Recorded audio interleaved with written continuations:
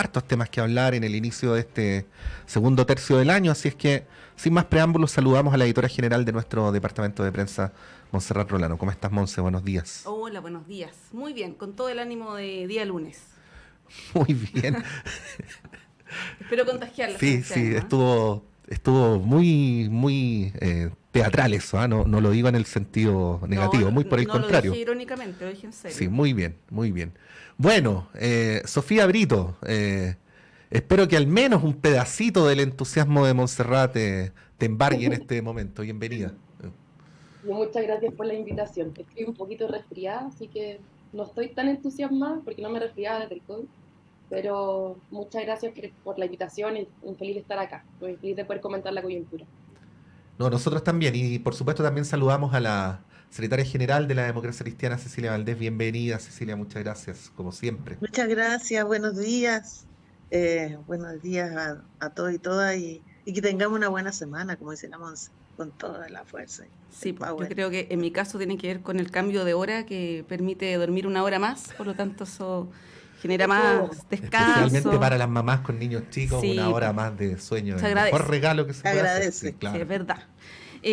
Bueno, es una semana, como dice Cecilia, que va a ser bien intensa, bien noticiosa. Ya sabemos que mañana se vota hasta total despacho esta famosa ley Naim Retamal, que le hemos dedicado tanto espacio y tanto tiempo aquí en la radio para comentarla, para analizarla. Y yo quiero partir justamente con eso, con lo que va a pasar mañana en el Senado. Se ha visto un cambio de tono por parte del gobierno, que es evidente, no sé si llamarlo una posición errática, como se ha señalado en algunas columnas, pero sí ha habido un cambio de tono, que incluso ha molestado a sus propios socios del socialismo democrático. Pero por la otra parte, y a mí esto me ha generado mucha atención y preocupación desde la oposición, pese a todas las advertencias que ha habido, incluso en la tarde del viernes de la propia ONU, entrevistábamos más temprano que al representante para América del Sur de la ONU, para los derechos humanos, sí insisten con el tema del proyecto original. De hecho, plantearon que iban a extender la tramitación en la comisión mixta y bueno, van a recurrir a todas las instancias legislativas para que esto se apruebe tal cual ingresó, por decirlo así, o como está hasta ahora, sin las indicaciones del gobierno.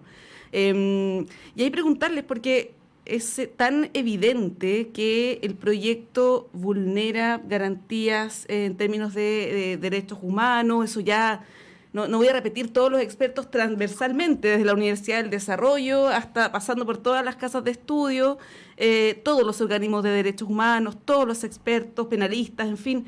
Y llama la atención esta obcecación que hay en la oposición, y también lo que me preocupa más es este discurso anti-ONU, que hace tiempo que viene desde sectores más extremistas, del Partido Republicano, en fin, incluso desde el Partido de la Gente, podríamos decir, partidos más populistas, de corte más populista.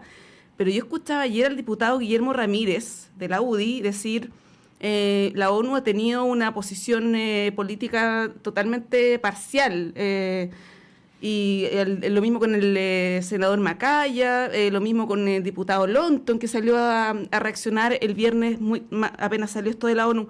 Y ahí les quiero pedir una opinión, una reflexión respecto de este debate, ¿no? Que no solamente tiene que ver con la ley Naim Retamal, sino que es muy sintomático del momento político actual. Cecilia. Sí.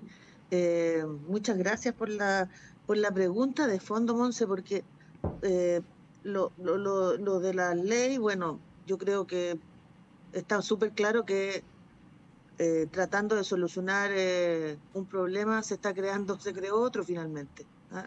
Eso habla de una muy mala gestión política.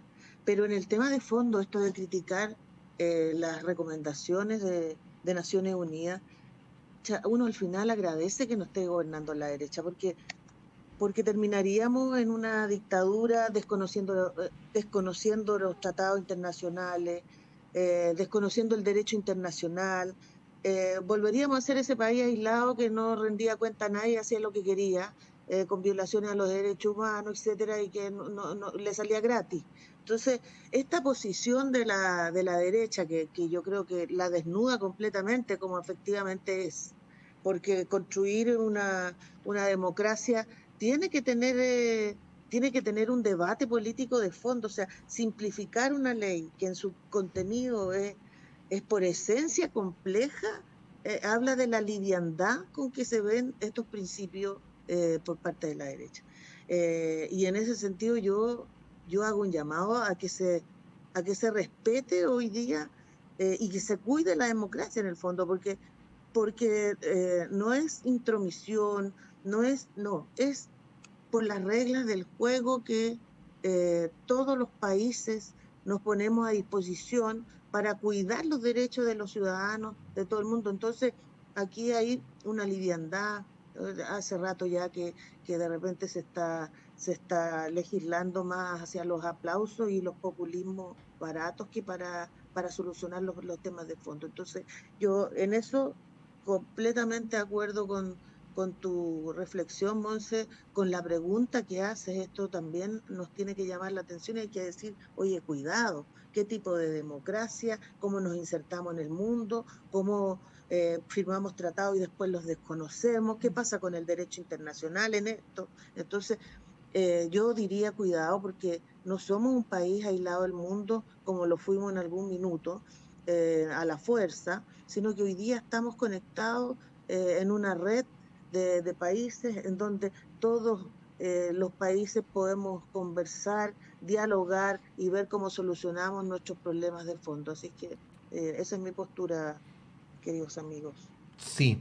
Bueno, pienso que no se le toma el peso a esto, porque si uno ve en la escena mundial, los gobiernos que reniegan de la ONU son regímenes autárquicos, o sea, ya no son una cuestión, o sea, uno podría enumerar una larga cantidad incluso de dictaduras que pertenecen a la ONU y que no reniegan de su autoridad. Entonces, es bien curioso esto, no se veía, no lo digo irónicamente, sino como una descripción, no se veía desde la dictadura de Pinochet un encono de este tipo con la ONU, lo cual me hace describir una suerte de regresión, ¿no? Justo en un año con el simbolismo este. Ahora, Cecilia se refirió, Sofía, muy duramente a la derecha, ¿no? Por estas declaraciones, pero en lo concreto, quien hizo suspender la semana legislativa, quien le dio urgencia al proyecto, quien lo hizo votar como se votó en la Cámara de Diputados y quien, como recordó el diputado socialista Daniel Melo, operó para alinear a todo el oficialismo en favor de esta iniciativa, fue el gobierno, ¿no? No la derecha, ¿no? O sea, perdón la precisión, Pato, pero la suspensión de la semana distrital fue un acuerdo de las dos cámaras. Y la urgencia al proyecto Naín Retamal fue del presidente de la Cámara, Vladimir Osevich. Ahí no operó el gobierno, lo que sí. Lo posterior, digamos. Sí, pero el gobierno fue muy proactivo en esto, ¿no? O sea, bueno, sí, a propósito de lo que dice Monse, quizás hubiera sido más preciso de mi parte decir el oficialismo, ¿no? Lo cual incluye al gobierno. Y entonces se da la paradoja, Sofía, nosotros lo mencionábamos el viernes, de que fue la ministra Toá el jueves a decir que votaran a favor por un proyecto que ella misma en su alocución le advertía una serie de problemas, ¿no? Y entonces entramos a esta nueva semana. Ahí te pregunto, bueno, ¿qué rol le cabe al Ejecutivo, al Gobierno, al oficialismo, en estar más allá de las modificaciones que se le hicieron al proyecto el fin de semana, pero a grandes rasgos estar más o menos siguiendo las orientaciones que ha planteado Chile Vamos sobre este tema?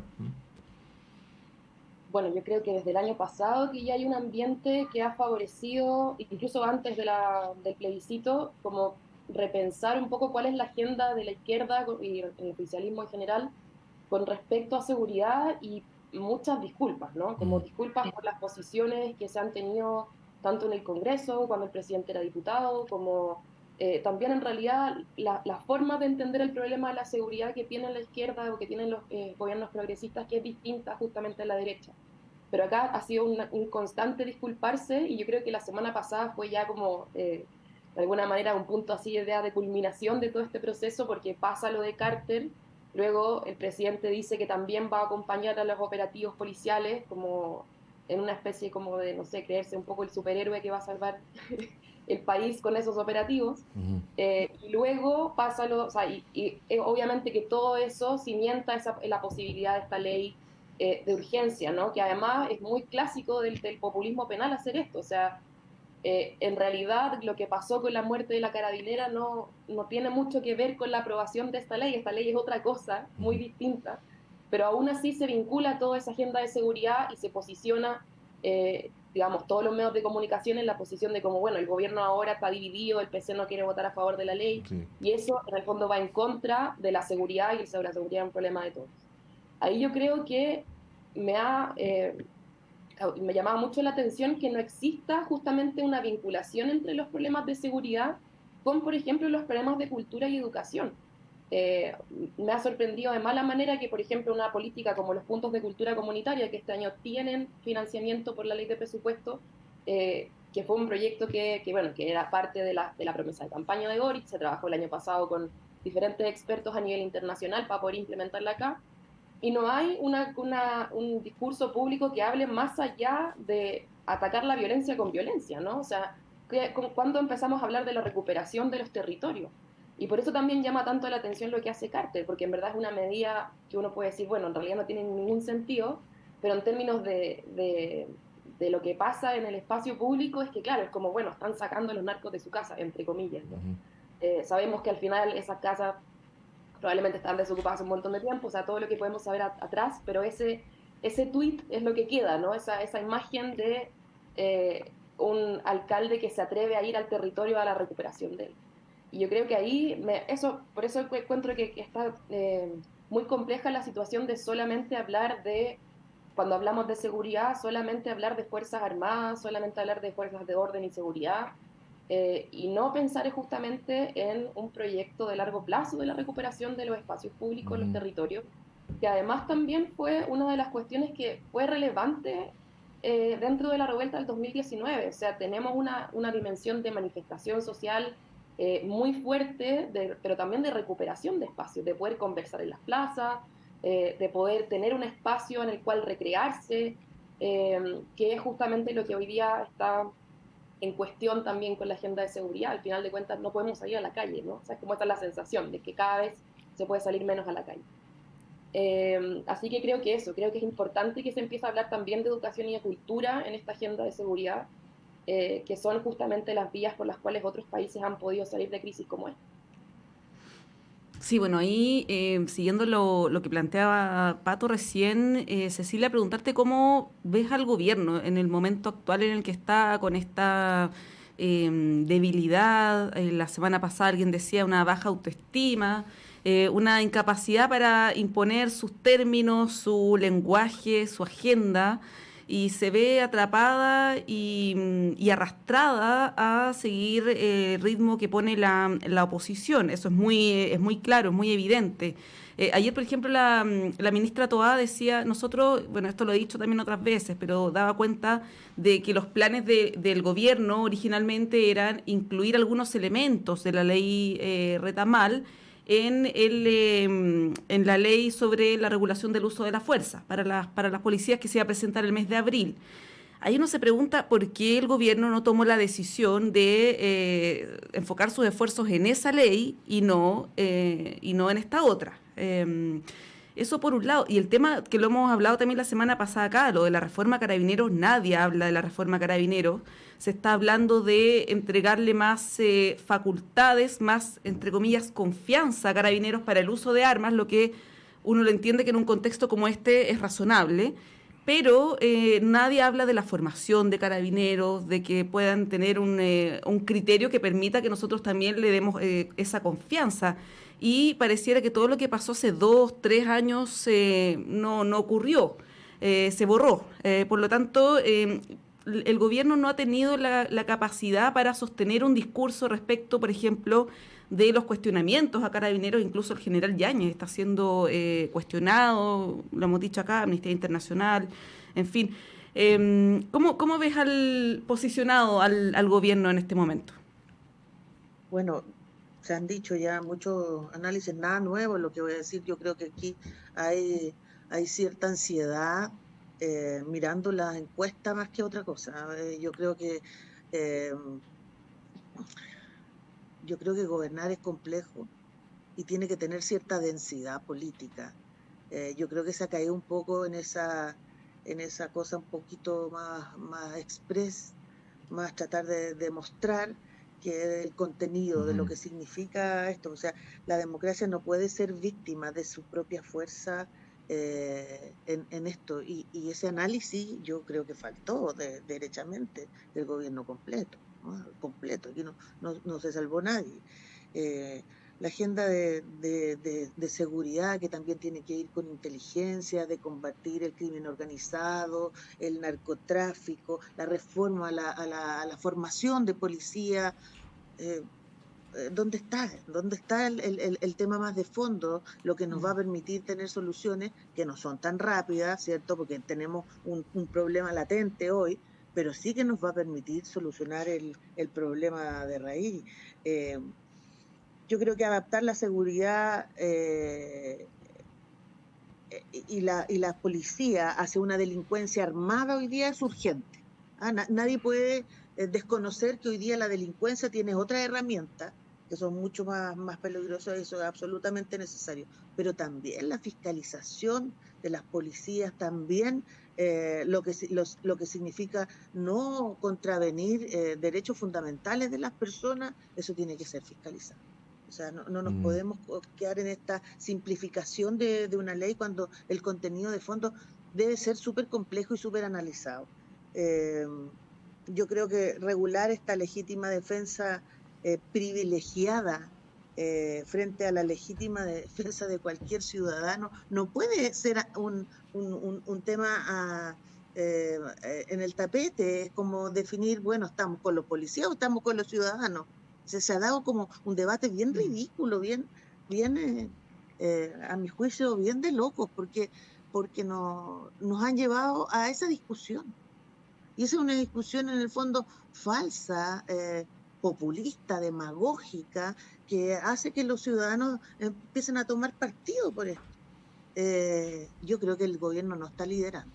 Yo creo que falta aquí liderar, dirigir y sopesar los temas que realmente tienen un valor para la democracia bastante fuerte, fundamental en esto. ¿Mm? Ujú. Sofía, esta debilidad que parece coincidente, al menos en este panel, ¿no? O en esta mesa virtual del Ejecutivo, quiero decir. Ese es un problema de debilidad por hora de las circunstancias, es un problema de elenco, o es un problema más de fondo, incluso si se quiere doctrinario o ideológico, ¿no? Porque cuando uno concurre a una coyuntura, más allá de que uno puede decir algo más o menos asertivo, más o menos ingenioso, obviamente depende en parte de tener tras de sí una estructura, un paradigma, una doctrina desde la cual enfrentar los hechos puntuales, ¿no? Al menos en seguridad pública uno puede hipotetizar que eso falta, ¿no? La pregunta es si eso también falta a nivel más general. ¿Cuál es tu reflexión sobre esto? ¿Mm? Yo creo que son varios los niveles en los cuales se está débil con respecto a un proyecto país que puede tener la coalición de Apruebo Dignidad ahora con Socialismo Democrático. ¿Qué es lo que se quiere lograr después de la derrota? ¿No? Yo creo Mm. que hay ahí un problema como una derrota no procesada de lo que pasa el 4 de septiembre, que es como, bueno, ¿qué es lo que se puede realmente hacer ahora? Y ahí entramos un poco como, con algunos recuerdos transicionales con respecto a cuál es la medida de lo posible. A mi parecer, creo que esa medida de lo posible actualmente, eh, con la forma de la configuración del gobierno, se hace muy complejo visibilizarla, porque Apruebo Dignidad ya prácticamente está muy desbaratado dentro de la importancia de los ministerios del gobierno. Hay también muchas equivocaciones, muchas desprolijidades, como por ejemplo lo que pasó con el cuñado de Jojo Jackson la semana pasada, que es como que se van sumando esas cositas como dentro de la sensación pública de lo que está pasando en el gobierno, que bueno, es como, qué están haciendo realmente? Y por otro lado, claro, yo creo que lo que pasa con seguridad en particular es la sensación de que no hay nada que hacer en el corto plazo, ¿no? Que en el corto plazo, la verdad, lo que ha hecho este gobierno es fortalecer medidas como, por ejemplo, el estado de excepción constitucional, que ya se ha vuelto casi normalidad en el Wallmapu y ahora también en la zona norte. Y es como, bueno, ¿qué es lo que cuáles otras cosas se pueden hacer, ¿no? A mí me parece que hay como una sensación de que el abanico de posibilidades dentro de la acción política está muy acotado, hay una falta de imaginación, pero radical. Y en ese sentido, la sensación es como, bueno, no queda nada más que hacer que sumarse o tratar de mostrarse como quienes estamos a favor también de las Fuerzas Armadas, de las Fuerzas de Orden. O sea, Antonio Orellana da una entrevista en La Tercera el fin de semana diciendo, bueno, en realidad yo no entendía muy bien cómo funcionaban los carabineros, ahora entiendo mejor su labor.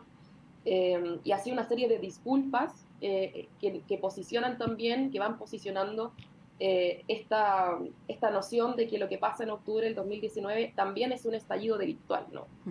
Y por tanto hay una configuración ahí súper compleja de que este gobierno, que de alguna manera tiene una vinculación importante con el estallido social y con el proceso constituyente fallido, es un gobierno que en realidad ya no puede gobernar.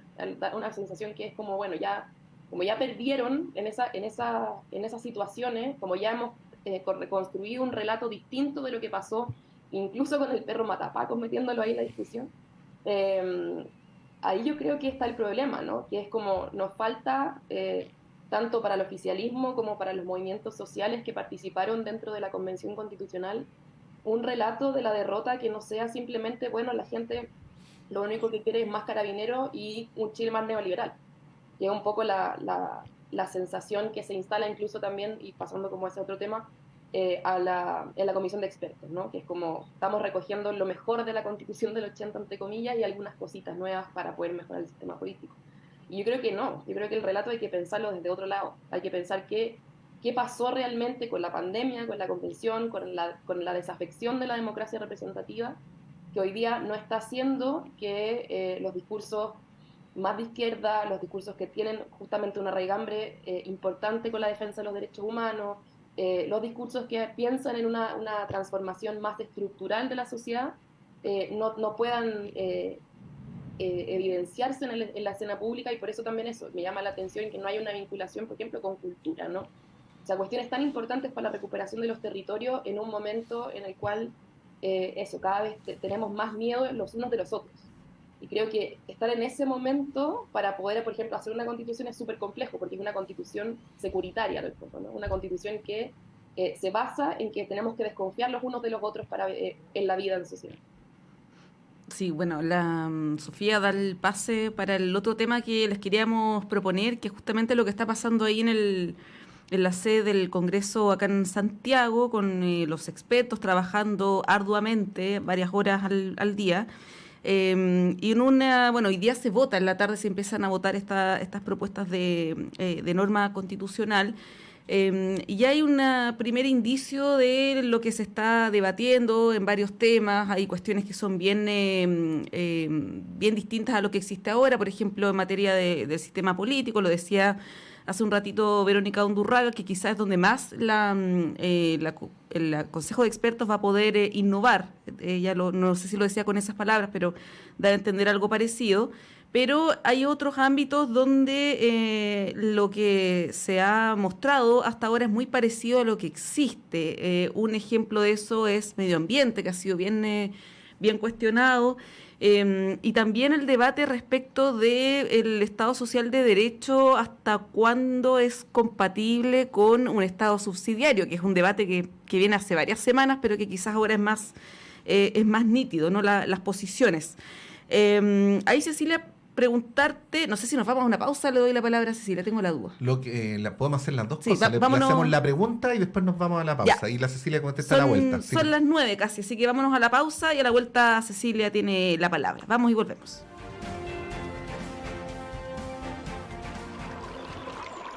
Aguas Trayén o Cascada en Mapudungún es la mejor agua purificada con tecnología de última generación. Para más información, visite su página web www.aguastrayen.com.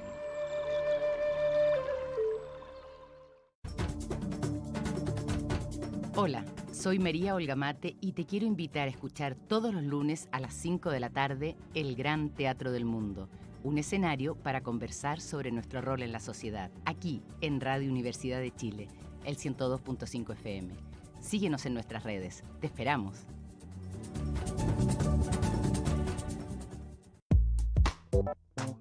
En Radio Universidad de Chile queremos invitarlos a escuchar de lunes a viernes a las 10 de la mañana Semáforo, un espacio del Departamento de Prensa de la Radio que Piensa para encontrarnos con quienes están transformando el mundo desde la cultura y la sociedad civil. Conversaciones sobre nuestra ciudadanía y sus expresiones y desafíos de lunes a viernes a las 10 de la mañana en Semáforo de Radio Universidad de Chile. Conduce la periodista Antonella Esteves.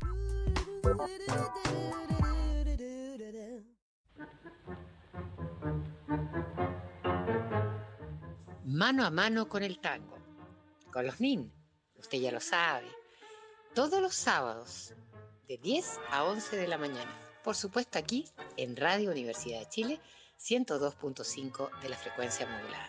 No se olviden, todos los sábados de 10 a 11 de la mañana, mano a mano con el tango.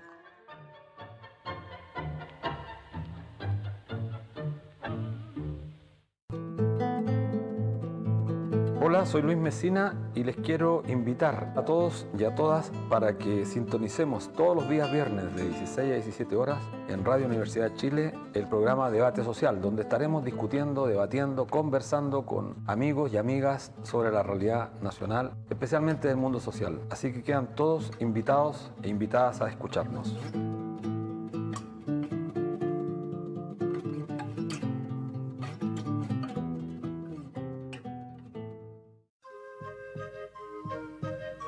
Radio Universidad de Chile 102.5 FM te invita a escuchar Savia y Raíz del Folclor Chileno, todos los sábados a las 13 horas, 1 de la tarde, junto a la folclorista Janet Salinas. Savia y Raíz del Folclor Chileno, sábado, 1 de la tarde.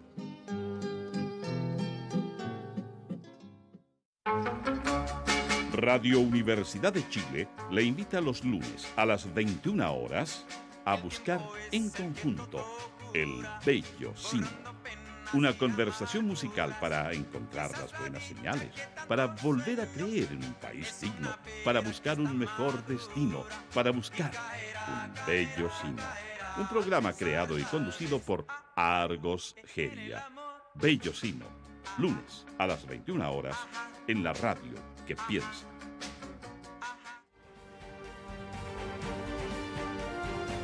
El Departamento de Prensa de Radio Universidad de Chile trabaja para mantenerlo informado. Radio Análisis, una transmisión conjunta de las radios que piensan.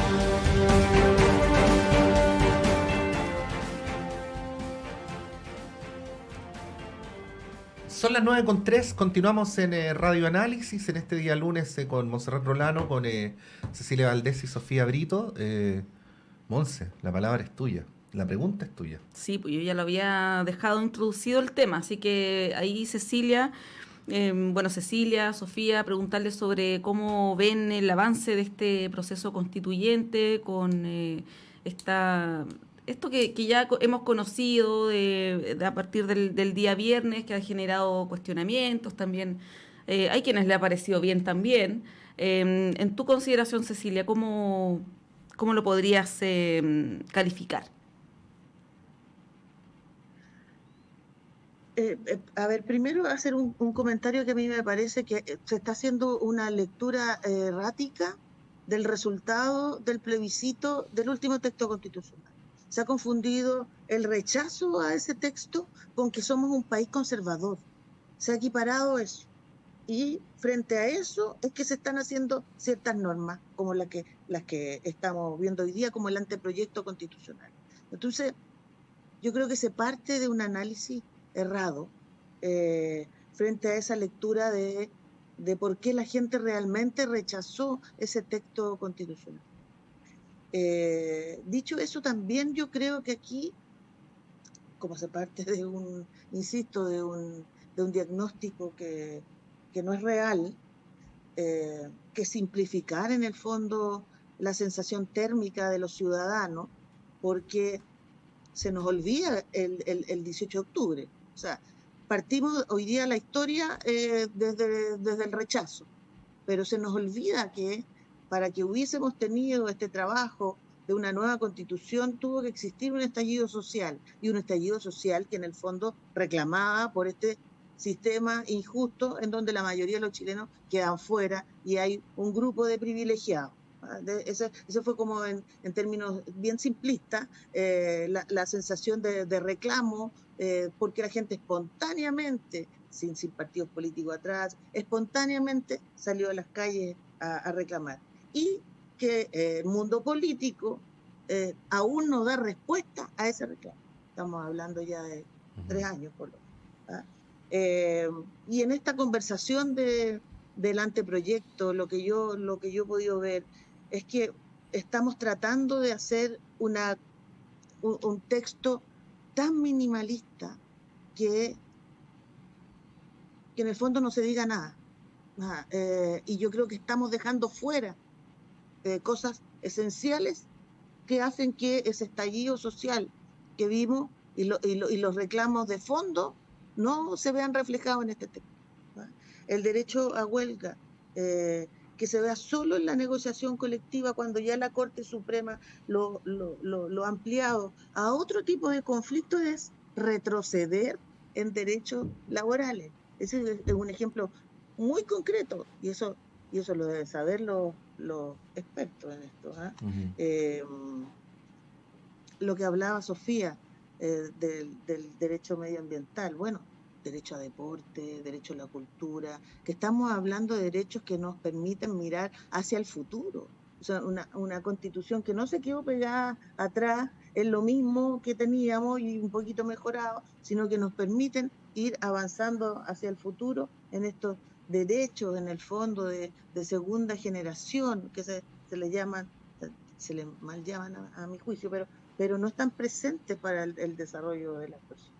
Entonces, tenemos un texto que está dejando fuera ciertas cosas que yo espero que se corrijan, porque aquí lo importante van a ser, y espero que lo importante sean los consejeros constitucionales electos por la ciudadanía, más que los expertos. Y en eso espero que esa discusión de fondo se dé en ese espacio que es más legítimo, digamos, como representante de la ciudadanía. Sofía. Bueno, a mí me parece que por el diseño del proceso es la comisión de expertos la que tiene mayor relevancia, lamentablemente, ¿no? Quizá, porque tenemos una elección de consejeros el 7 de mayo que van a tener que votar sobre este esqueleto de propuestas, bueno, que todavía le falta el segundo informe, pero básicamente son ellos los que van a diseñar para mí este primer esqueleto da cuenta también de cuál es el vocabulario que va a tener la nueva Constitución, ¿no? O sea, cuáles son los conceptos fundamentales que van a regir justamente esta vida social de ahora en adelante y que están sumamente apegados a la Constitución de 1980, ¿no? O sea, hay una noción de servicialidad del Estado con respecto a la persona humana, hay esta noción de Estado subsidiario más Estado social democrático de derecho, está, por ejemplo, la familia como núcleo fundamental de la sociedad. O sea, se mantienen muchas conceptualizaciones de la tradición, comillas, porque no hay una tradición de... La Constitución del 80 es bien rupturista con respecto a la tradición constitucional, pero retomando ese pasado, ¿no? A mí me parece que hoy, o sea, da la sensación con estas primeras propuestas que hay mucho que en el fondo los expertos dicen se rescata de la Constitución de 1980. Entonces, en ese sentido, yo creo que en realidad va a ser este segundo informe el que nos va a dar más bien como cuáles van a ser las señales, y con respecto a la elección de consejero, claro, se va a desbinominalizar el debate en el sentido de que ahora son 12 y 12 por lado, digamos, tanto oposición como oficialismo, pero ahí se va a ver, bueno, quién tiene más fuerza para poder instalar ciertas otras temáticas, por ejemplo, como la paridad, ¿no? O sea, la paridad, que es una cuestión que supuestamente ya estaba muy instalada dentro del debate público y que lamentablemente no se recoge en este primer esqueleto. Entonces ahí yo creo que hay ciertas, justamente, ¿no? También con lo que pasa en materia medioambiental, creo que va a depender muchísimo de este segundo informe, y en realidad dentro del periodo que tiene el Consejo, que es tan acotado, va a ser sumamente complejo cambiar este vocabulario tan propio de la Constitución del 80, ¿no? Que es una cuestión, a mi parecer, muy problemática. Sofía, ¿cómo ves esto que dicen algunos? Aquí, por ejemplo, lo ha dicho el profesor Soto, Francisco, eh, de que como sea, este proceso va a procurar mejor la participación, aunque pareciera que no, ¿no? Porque dice el profesor Soto, a ver, voy a parafrasearlo, ¿no? No es que lo diga exactamente así, pero cuando uno lo convocan a un cabildo y dice, me encantaría que la Constitución fuera así o que fuera así, en el fondo se está pronunciando sobre nada, ¿no? En el aire. Y que en este caso puntual, el hecho de que la propuesta de Constitución sea preescrita, ¿no? Le da a la ciudadanía, cuando venga el proceso de participación ciudadana, la oportunidad de pronunciarse sobre artículos concretos, ¿no? Y por lo tanto opinar sobre algo que está establecido, ¿no? ¿Qué podría decir sobre esto? Te lo pregunto en un contexto además donde todo el mundo tiende a decir que este proceso es mucho menos participativo que el anterior, ¿no? Pero sobre este asunto concreto. Bueno, esa fue una falencia del proceso anterior, a mi parecer, el que no hubiese un proceso de participación posterior, ¿no? No solamente las iniciativas populares de normas, estos cabildos previos, sino que, claro, tener un proceso después de la redacción de la Constitución para poder contraponer estas propuestas, ¿no? Incluso hacer la contraposición entre la Constitución anterior y lo que se estaba proponiendo y ver cuáles son los cambios, que obviamente que eso facilita muchísimo la participación. Ahora eso está todavía por verse, ¿no? ¿Qué es lo que va a pasar con la participación en este proceso en particular? Ojalá, en realidad, que sea como tenga espacios que puedan permitir realmente una incidencia dentro de la redacción propiamente tal, porque también eso es lo que pasa, ¿no? Cómo trazamos de alguna manera las discusiones que se dan en esos espacios con cómo después se pueden ir modificando esas normas dentro del Consejo Constitucional. Ese flujo yo creo que hay que ver cómo funciona, y es una cuestión que no tenemos todavía prevista. Pero sí creo que es súper importante, y creo que es una de las cosas que rescato del anteproyecto ahora presentado por los expertos, es que mantiene, al igual que lo que hacía la propuesta de Constitución rechazada, estos mecanismos de iniciativa de norma, o sea, para poder ingresar una norma al Congreso por parte de la ciudadanía con un porcentaje de firmas, digamos, y también de derogación. Y creo que además incorporando algunos foros también, audiencias públicas, otros mecanismos de participación, que en realidad dan cuenta de la importancia de este tema, ¿no? De la importancia que tiene poder combinar los mecanismos de democracia representativa con mecanismos de democracia directa. Así que bueno, ojalá que cuando empiece la discusión en el Consejo Constitucional realmente veamos un flujo de participación, pero también ahí tenemos un problema, que es con respecto a la desazón de este proceso, ¿no? Porque las ganas de participar también se han ido agotando. Y ahí también hay justamente la necesidad de pensar, bueno, qué es lo que cuáles tendrían que ser esas incidencias, esas normas, para que la gente dijera, tiene sentido realmente participar.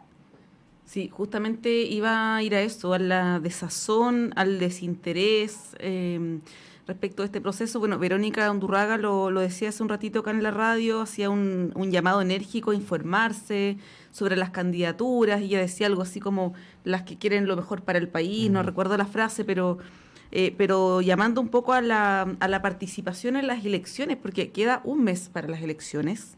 Y yo creo que nunca había visto tanto desánimo, desinterés respecto de una elección. Probablemente para las primarias de gobernadores regionales fue lo menos sexy, por así decirlo, ¿no? Pero en este caso... Tiene toda la agenda también. Bueno, además... Pero es que no se ve ni en la calle, pues sí, ayer pasé por una feria... Y ya estamos en periodo de campaña hace rato. Y vi los carteles de una candidata, y creo que es la primera vez, no recuerdo haber visto otro cartel, o sea, ni siquiera uno ve...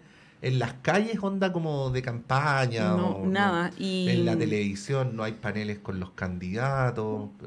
Y de hecho, si uno le pregunta, a mí la otra vez me preguntaron si sabía los nombres de los candidatos y candidatas de mi distrito, y la verdad es que conozco algunos, pero tampoco, y yo que debiera estar más informada, ¿no? Pero tampoco los conozco a todos. Me imagino que eso debe pasar harto. Y ahí, Cecilia, preguntarte respecto de eso, como los efectos que podría traer también esto de en términos de lo que está en juego para la elección del 7 de mayo, porque efectivamente no da lo mismo quienes salgan electos. pero hasta el momento no se ha visto ni una campaña de información. Hay algunos dicen que el gobierno debiera quizás implicarse en eso, otros que no.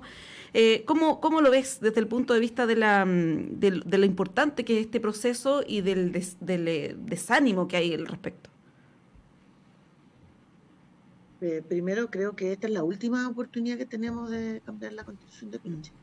Entonces, yo, independientemente de los análisis, de los peros que tengamos, yo creo que hay que valorar este proceso, que es una obligación de los demócratas valorar este proceso, que no es perfecto, obvio, porque lo logramos después que ganó el rechazo.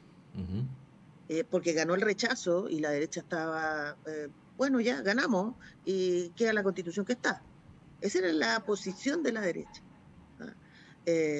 Y cuando el presidente insiste, porque ahí el presidente fue el que aglutinó todas las fuerzas políticas y nos llamó a todos a conversar, y se abre esta nueva posibilidad, yo creo que hay que valorar el proceso, porque esta es la última oportunidad que tenemos de cambiar la Constitución de Pinochet, que a esta sí se le pueden hacer más modificaciones que a la que actualmente tenemos, ¿no? Y tampoco, porque ya estamos tirándole piedra al proceso antes que termine, también valorar que aquí se van a elegir los constituyentes, que la ciudadanía va a elegir a sus constituyentes. Son menos escaños, estamos hablando de 155 a 150 a 50 escaños. Van a haber representantes por región, ya no de los territorios, que lo que queríamos era que se expresara esta diversidad que había aflorado, ¿cierto?, en esta discusión constitucional anterior. Pero las regiones van a estar presentes con un fuerte discurso y anhelo por la descentralización, la regionalización, que lo que hace esta Constitución es concentrar todo, o sea, concentrar las decisiones, concentrar la finanza, concentrar las decisiones políticas, concentrar los privilegios. Eso es lo que hace en el fondo esta Constitución de Pinochet, por eso nos tiene tan asfixiados en este modelo. Entonces, valorar el proceso yo creo que es parte y el deber de todos los demócratas, independientemente de cómo estemos haciendo este proceso en esta parte, porque en el fondo va a haber representantes ciudadanos, y ahí es donde se va a ver esta seriedad y esta puesta en escena de verdad de hacer este juego político en estas condiciones. O sea, un demócrata no se puede rendir, o sea, no podíamos rendirnos ante el triunfo del rechazo. Había que hacer y abrir otra ventana. Uh-huh. Y esa era una obligación del mundo político. En esa misma línea, sí. Eso se logró. En esa misma línea, Sofía, ibas a decir algo, por favor, después te pregunto. ¿Quién sabe si a lo mejor es lo mismo? Pero dale. Yo creo que es súper importante no instalar la narrativa de las únicas oportunidades. Creo que fue ese un proceso un problema muy clave del proceso anterior, con respecto a que era nuestra única oportunidad para cambiar la Constitución del 80. Ahora también está esta narrativa de como ahora sí es que es la última vez, y la verdad es que los procesos constituyentes se activan dependiendo justamente de la acción de la ciudadanía, ¿no? Entonces no hay que caer en esa trampa de pensar que tenemos una única oportunidad. Eso no quiere decir, para mí al menos, que no haya que participar en este proceso, pero sí creo que es importante empezar a leer cuál es esa desazón que está llamando hoy día a anular en esta primera elección de mayo, y antes de leer el texto justamente también a votar en contra en diciembre. ¿Qué es lo que está pasando en esa subjetividad que está absolutamente desarticulada, digamos, del proceso constituyente, y que además también recibe un mensaje de los medios de comunicación de que en realidad lo urgente es la seguridad y el proceso constituyente es algo que en realidad no tiene mucho que ver con la vida cotidiana, ¿no? Y creo que es problemático con respecto a lo que está pasando, teniendo un acuerdo tan amplio de este proceso constituyente de todos los partidos políticos, que incluso en la ley que regula esta reforma constitucional para hacer el proceso constituyente no se dice qué va a pasar si gana la opción en contra, solo dice si gana la opción a favor se va a promulgar la nueva constitución, pero no se refiere a qué pasa si gana la opción en contra, o sea, una clase política que está absolutamente segura de que este proceso va a triunfar. pero que lamentablemente dentro de la ciudadanía esto no hace eco, y ni siquiera los mismos discursos que se instalan desde los políticos y políticas profesionales logran hacer eco de lo importante que es el cambio de una constitución, ¿no? Y porque este proceso es un proceso en el cual se puede confiar cuando perdimos la confianza en el proceso anterior. Lo que te iba a preguntar, Sofía, y te lo pregunto a ti porque te autodefines como una ciudadana de izquierda, ¿no? Una persona de izquierda, es ¿cómo ves una corriente que se ha ido articulando en la izquierda? Por eso te pregunto a ti, llamando a no votar. De hecho, nos llegó la semana pasada una carta firmada por más de 150 personas, entre ellas profesores de la Universidad de Chile, dirigentes sindicales y otros, llamando, entre comillas, a boicotear el proceso o a no concurrir a las urnas a manifestarse. ¿Cuál es tu apreciación respecto a eso que es un punto de vista que no sé a qué porción de la izquierda representa, pero al menos representa una porción, ¿no? Claro, o sea, yo creo que hay que mirar qué es lo que está pasando con esos llamados. A mí la verdad es que me parece que si es que no existe un proyecto histórico de poder levantar un nuevo proceso, lo importante para este momento en realidad es como no caer en que el 38% del apruebo diga ya no voy a votar, ¿no? Porque si no sabemos quiénes van a ganar en el Consejo Constitucional.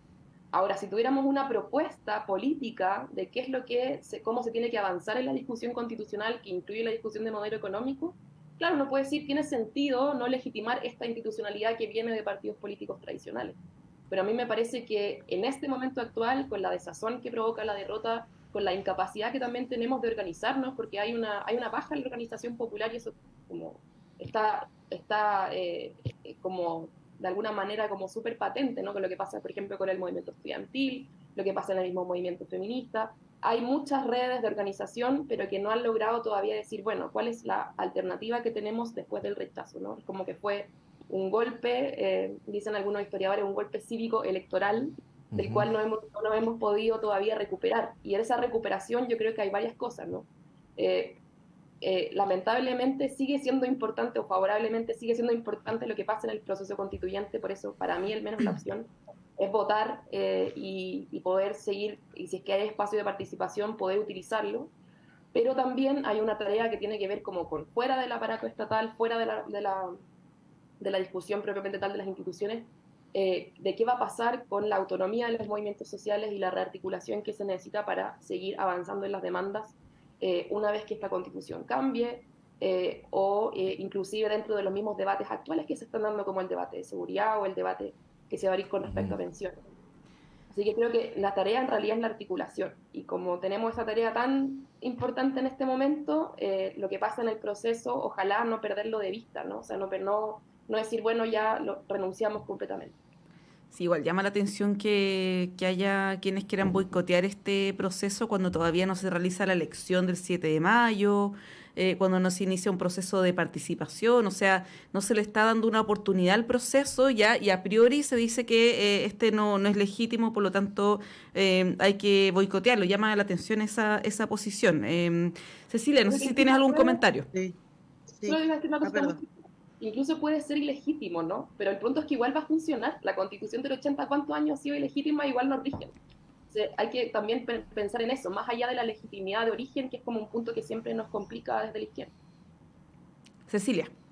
Sí, yo creo ahí que hay que referirse entre lo que es real hoy día, y lo que estamos discutiendo, y lo que deseamos. De repente se confunde el deseo con la realidad, y ahí los políticos no pueden caer en eso, no pueden caer en que sea más importante la sensación térmica, los aplausos, o asegurar un escaño electoralmente, y no dirigir como tiene que adelantarse la política a las soluciones. Aquí hay un rol político que tiene que cumplir la política. Y cuando desacreditamos la política y criticamos el sistema político y criticamos a los partidos, en el fondo también es un balazo en los pies para todos nosotros. Entonces, yo creo que lo que hizo, ejemplo, el Partido Republicano y el PDG, de no involucrarse en el proceso y estar tirando piedras desde la vereda del frente, desde el principio, en el fondo, esa es una demostración de gente que no es demócrata y que no, y por los canales institucionales no va a cambiar ninguna cosa, ¿ya? O sea, lo que quieren es establecer cambios a la fuerza, ¿ah? Y no por las vías institucionales. Y yo creo que ese es un punto muy clave para cuidar la democracia. Si lo que tenemos no cae en los árboles, no brota solo, es algo que tenemos responsabilidad todos. Entonces, la política no puede actuar sobre la sensación térmica que hay. Tiene una responsabilidad mayor y un rol que cumplir en eso. ¿Eh? Y esta desazón que tienen los ciudadanos por este proceso es que la verdad es que quedamos todos un poco decepcionados del primer proceso y decepcionados del resultado del rechazo. O sea, como dije anteriormente, se hace una lectura bien errática de confundir el rechazo con que tenemos una sociedad conservadora, porque más de un 80% ya dijo que quería cambiar esta constitución. ¿Ya? Y no me cuadra eso con una sociedad conservadora, no me cuadra. No me cuadra con el estallido social, no me cuadra con los 8 de marzo masivos, no me cuadra una sociedad conservadora. ¿Ah? Pero eso se confunde con tratar de aprovecharse por parte de ciertos sectores para que estos cambios sean pequeños, casi sin incidencia, por lo tanto que no afecte este status quo que está. O sea, yo creo que aquí el desafío de la política es mucho mayor, porque la exigencia es más compleja. Ya no es, bueno, vamos para el lado de los aplausos, vamos. No, aquí la responsabilidad política es sumamente compleja. Y por lo tanto, el liderar este proceso, explicar pedagógicamente, es parte del rol político que se tiene que hacer. Y ese rol no se está haciendo, porque yo digo lo que quieren escuchar las personas. No digo, el análisis político tiene estos riesgos, podemos avanzar por este lado, en realidad lo posible, que estamos hoy día pendientes del tema real, de lo que tenemos, de lo que se nos generó como escenario político, es esto, los pros, los contras, esa profundidad de la política que tiene que existir en análisis para poder avanzar en temas tan complejos, o sea, pasar de un sistema a otro, eso es lo que extraño un poco de la política. Uh-huh.